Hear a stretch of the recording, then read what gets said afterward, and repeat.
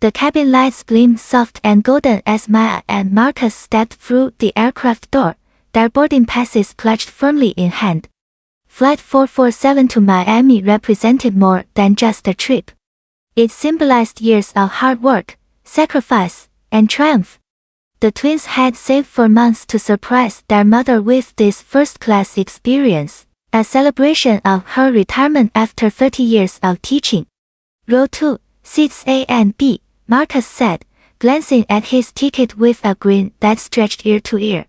Can you believe it, sis? We actually did it. Maya squeezed his arm, her eyes bright with excitement. Mom is going to lose her mind when she sees these seats.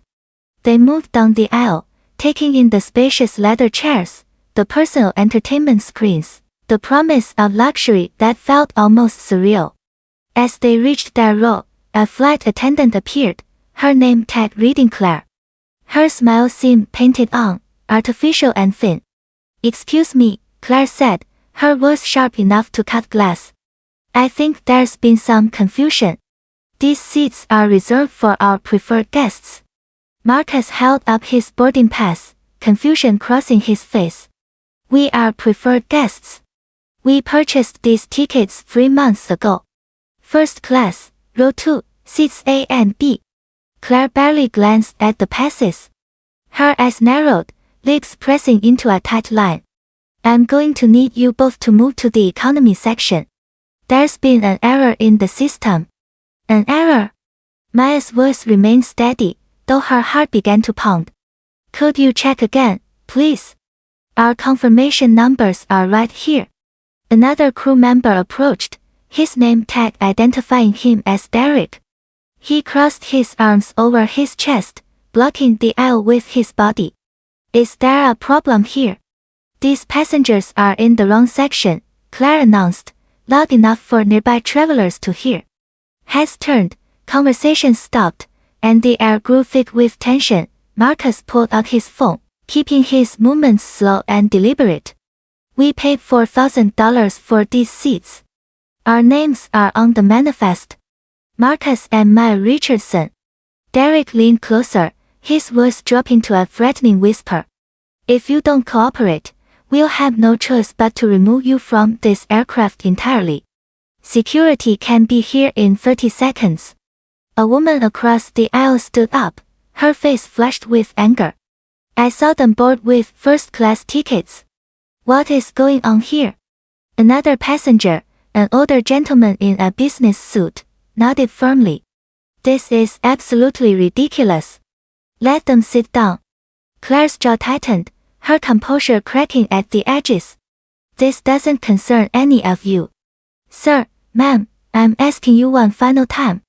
Move to the back of the plane, or we will have you escorted off. Maya reached into her purse, her fingers wrapping around her phone. She dialed a number she knew by heart, stepping slightly away from the confrontation. Her voice remained calm, measured, powerful. Hello, Robert. Yes, it's Maya. We have a situation on flight 447. You need to get down here immediately. Marcus continued recording, his phone angled to capture every word, every expression, every moment of unjust treatment. We're not moving, he stated clearly. We have every right to be here. Derek's hand moved toward his radio. That's it. Security, we need assistance at gate 12, aircraft 447. 2 passengers refusing to comply with crew instructions. The cabin erupted in murmurs, passengers pulling out their own phones, recording the scene unfolding before them. A young mother shook her head in disgust. A teenager called out, "This is so wrong." Heavy footsteps echoed through the jet bridge as 2 airport security officers entered the aircraft. But before Claire could speak, the lead officer held up his hand. Wait. Let me see everyone's documentation first. Marcus handed over both boarding passes and identification cards. The officer examined them carefully, then pulled out a tablet, checking the flight manifest. His expression shifted from neutral to concerned. These passengers are exactly where they're supposed to be. First class, row 2, Seats A and B purchased and confirmed. Claire's face went pale. Derek took a step backward. There must be some misunderstanding, Claire stammered, but her words fell flat, unconvincing even to her own ears. The security officer's radio crackled. Officers, please hold position. Mr. Blackwell is on his way. Moments later, a distinguished man in an impeccable navy suit strode onto the aircraft. Robert Blackwell, CEO of Skyward Airlines, surveyed the scene with eyes that missed nothing. His gaze landed on Maya and Marcus, and his expression softened immediately. Maya, Marcus, I am profoundly sorry, he said, his voice carrying through the cabin. He turned to Claire and Derek, his tone shifting to us. What exactly happened here? Marcus held up his phone. It's all recorded, sir. Every word. Robert took the phone, watching the footage with a face that grew darker by the second. When the video ended, he looked at Claire and Derek with contempt that needed no explanation. You're fired. Both of you. Effective immediately. Security, please escort them off this aircraft. Claire's mouth opened, but no words came out. Derek's hands trembled as reality crashed down around them. Robert raised his voice so everyone could hear. Where is the supervisor who approved this behavior? A man emerged from the galley, his face ashen. Sir, you're fired as well, Robert interrupted. Collect your belongings and leave. The CEO turned to face the entire cabin, his voice firm and resolute. Ladies and gentlemen, what you witnessed today is absolutely unacceptable. This airline was built on principles of respect, dignity, and equality. What happened here violates everything we stand for. He looked directly at Maya and Marcus. I owe you both more than an apology. These individuals will never work in this industry again. Furthermore, Skyward Airlines will be implementing mandatory anti-discrimination training for every single employee, starting tomorrow. Maya stepped forward, her voice strong and unwavering.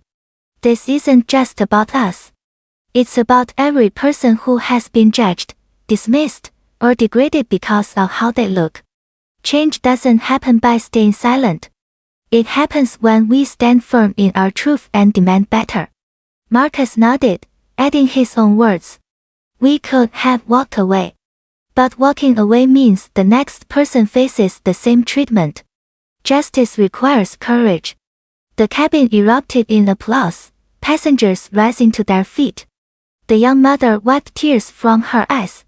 The businessman shook Marcus's hand firmly.